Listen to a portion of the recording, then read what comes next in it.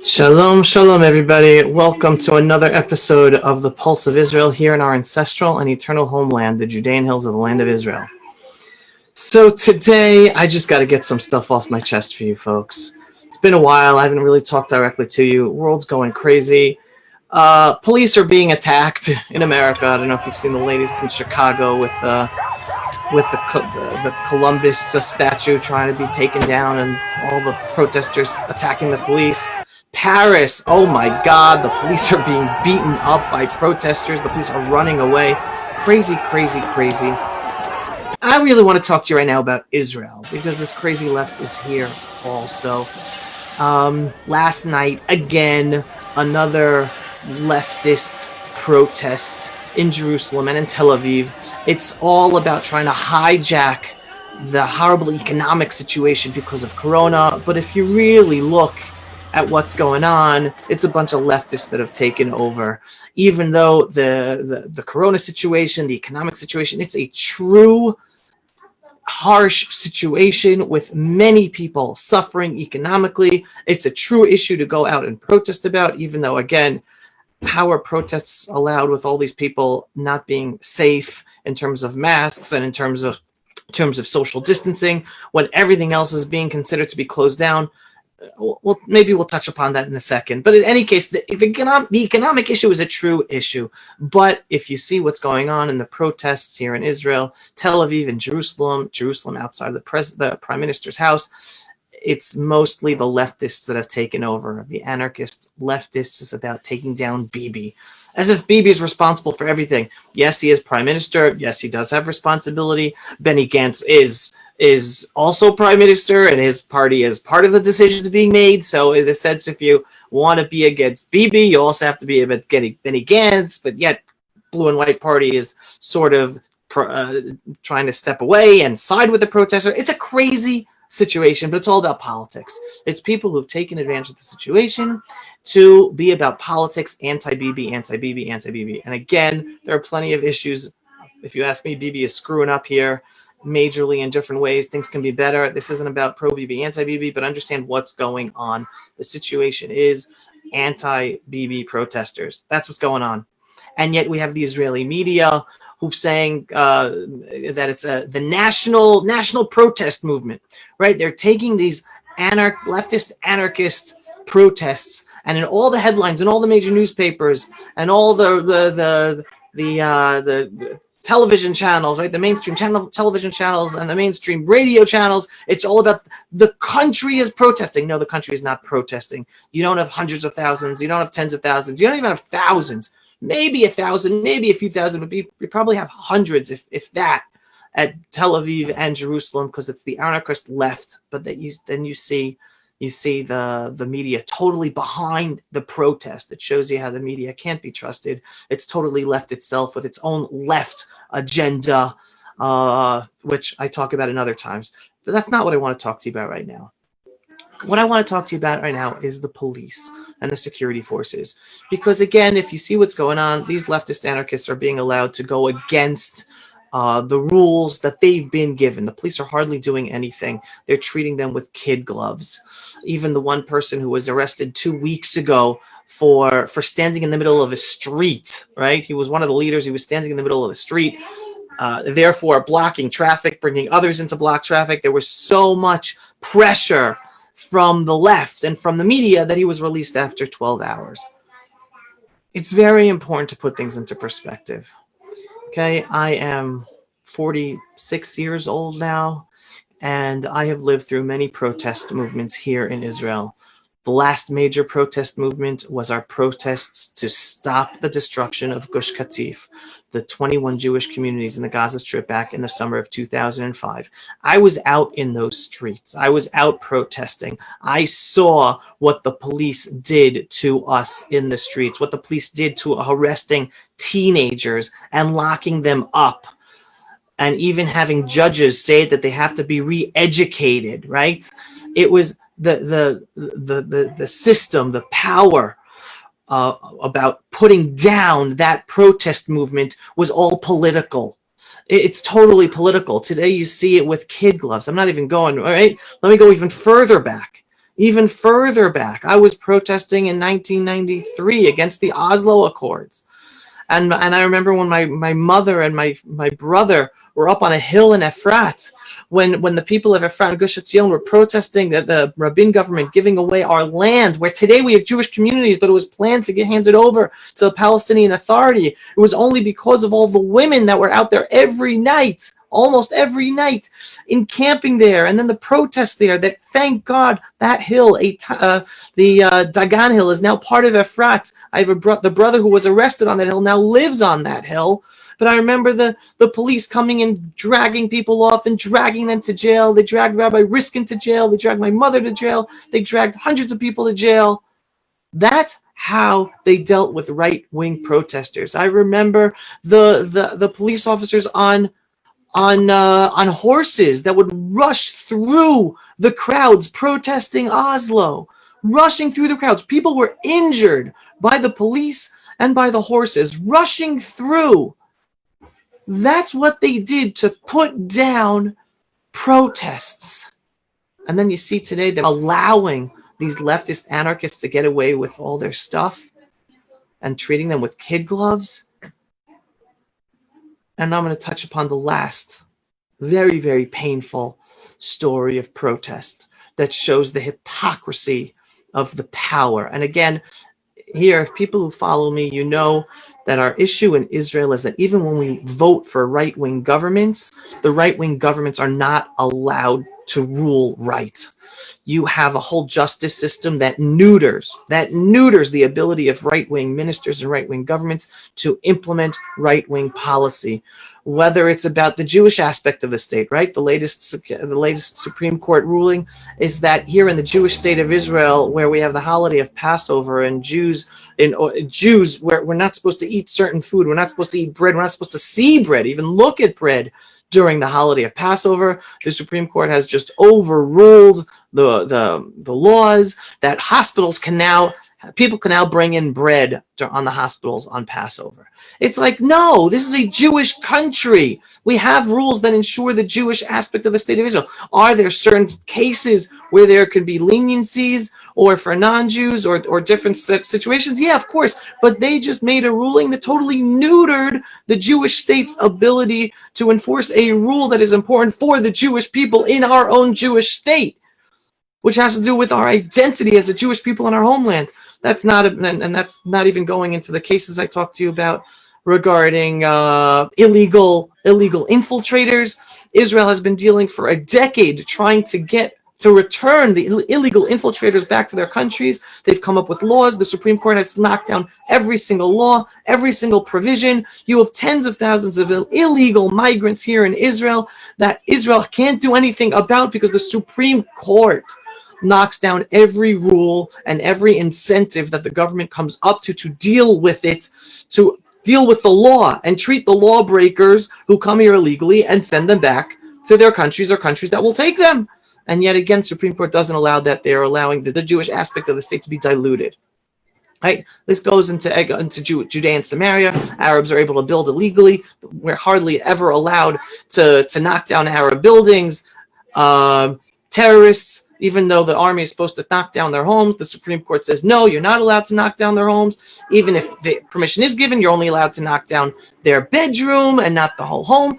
They are always tying our backs to defend ourselves. This is our justice system. This has to do with not just the Supreme Court. It has to do with many levels of the justice system, of attorney generals, of different offices. The fact that left-wing organizations are allowed to get millions from European countries, and then they get funding from Israel as well sometimes. It's like, it's crazy. The situation is crazy. We have a lot of powers, and I call it the left, but there are a lot of different arms to this left that are trying to weaken Israel in terms of being able to stand up to our enemies, trying to physically destroy us, and weaken the Jewish character of the state. So now I'm going to go to another very, very painful case where you see how the police and army are used politically. They're used politically. When it comes to the left are allowed to get away with their craziness. But when it comes to the right, they put us down as harsh as possible. And I'm talking about the protest movement against the destruction of the 21 Jewish communities in Gush Katif, the summer of 2005. I was part of that protest movement from the beginning to the end, out in the streets, out on the marches, every single march. The most famous march was Kfar Maimon. If anyone remembers that, you can write your comments below, your memories about it. I was there. I was on that march. You're talking about tens of thousands of Jews with families, fathers, mothers, children, grandparents that were marching in the middle of the night to get into Gush Katif, right? The strategy was, if we have enough Jews in Gush Katif, then the army would not be able to forcibly expel all the Jewish communities and destroy the Jewish communities. So that was like the last major effort to stop the destruction of Gush Katif, and it was tens of thousands of Jews marching to get into Gush Katif. The army stopped us from marching. Right, the army. It was actually the army brought about that stopped us from marching. I remember seeing the soldiers. They did not let us get into Gush Katif. So instead, that night of the march into Gush Katif, we all were corralled into the Jewish community of Kfar Maimon, which is 10, 15, 20 kilometers. I don't know the exact number, away from the Gaza Strip. Right, and the thought was we'd sleep there overnight, and then the next day or in 2 days, then we'd resume the march and somehow get around the army, right? The army was used to stop a civilian mass march, right? Peaceful, totally peaceful. And it was families, children, babies. You're talking about a mass movement. And tens of thousands of Jews slept in Kfar Maimon that night. And I remember the next day, we're all there, how we ate, how we slept. I don't know, the people of Kfar Maimon that hosted us that night, that day, unbelievable. I remember we waited around all day, waiting around for the order to be given that we were all going to march. And I remember we were all standing there, ready to march. And then, and throughout the day, we saw the army surrounded Kfar Maimon. Okay, the Israeli army was used to stop a civilian march. Right? Fine. Want to say fine? Fine. Totally surrounded by soldiers. I don't know how many soldiers and police. Right, one of the most famous policemen who are on trial right now is Niso Shacham. He was horrendous. He was giving orders to policemen to beat us up. I mean, it was horrendous. He was like one of the top officers that he's actually on trial now, or he's about to be put or in jail. I don't know exactly what his situation is now, but thankfully he got punished for being a top police officer in charge of putting down the protest movement, and him actually giving an order to soldiers to beat us up. But that's not the worst of it. The worst of it. We were all standing there ready to march. Tens of thousands of Jews in Kfar Maimon ready to walk out of Kfar Maimon and walk into Gush Katif. Mass peaceful march. And then we ended up finding out that the army threatened the leadership of the movement that they would shoot if we marched. And because of that threat, the leadership, and this is the leadership of Yudan Shamron, Moetzet Yesha, rabbis, they all backed down and they told everyone, we can't continue, everyone go home. And I remember the deflation. We all believed we were doing something important. We wanted to save Israel. It wasn't about saving the 21 communities of Gush Katif. We understood Israel expelling 10,000 Jews and destroying 21 communities in the Gaza Strip would be creating a terror base that would harm all of Israel. It would hurt Israel's security by leaving the Gaza Strip and destroying 21 communities. It's a sign of weakness, and we'd be handing over an area that is historically Jewish. You go back to the Talmud and the Mishnah, and there were Jews who lived in Gaza. Right? Historically, Jews had lived there, and it was essential. It was labor governments that established. It was Yitzhak Rabin's labor government that established the first Jewish communities in the Gaza Strip, because they understand security-wise, Jews living in Gaza allowed Israel to protect all of Israel. So we knew our protest movement, our walking peacefully with grandparents, with children, with babies, our mass movement to get into Gush Katif peacefully would hopefully stop the state of Israel and the army destroying 21 Jewish communities in Gaza. And had they stopped it, they ended up threatening to shoot peaceful Jews who were just marching peacefully. And I'm saying this because the left is dangerous. And this is a left, not only the political left, because here we're talking about We're talking about different stratas of leadership. It doesn't have to be the prime minister. It doesn't have to be the top of the army. When you have different stratas of leadership that run the country, and they still run the country, and when they allow leftists to get away with protesting and violence and anarchy, and hardly anyone gets arrested and hardly anyone gets punished, but yet when it comes to strata of the population or ideological positions that this left in power disagrees with and doesn't like, and they pull out all the stops to stop it. Case in point, Kfar Maimon, the army actually threatened to shoot innocent Jews who were just walking peacefully to try to stop what we believe to be a horrendous, destructive political decision to destroy 21 Jewish communities and expel 10,000 Jews from their homes. That's what the protest was about. And that's how threatened the powers that be that decided upon that move felt by the march, that they even went to threaten all of us, tens of thousands of Jews, just walking peacefully from Kfar Maimon into Gaza. They threatened to shoot us. And that's why it was stopped. So, folks, the importance of this video is to understand the left is dangerous. The left is dangerous as anarchists in the street. The left is dangerous when they're in power, when they're in power in the legal system, when they're in power in government, and they are in power. They're all over the place.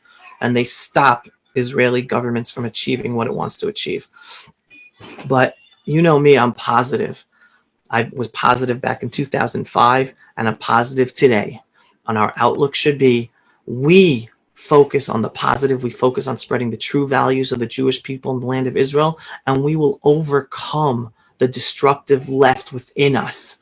And whether you're in Israel, whether you're in America, whether you're in England, whether you're in France, stand up for your true values. If you're Jewish, stand up for your Jewish pride. If you're French, stand up for your French nationality. If you're British, your British nationality. You're American, your American nationality. Don't allow the left to silence you and bully you so that they can grow. They are going crazy because they see that national pride, and let's call it the Judeo-Christian values of society, are on the rise again. Is the Islamo leftist, anarchist, fascist partnership is dangerous, but more and more people are waking up to that dangerous partnership all over the world.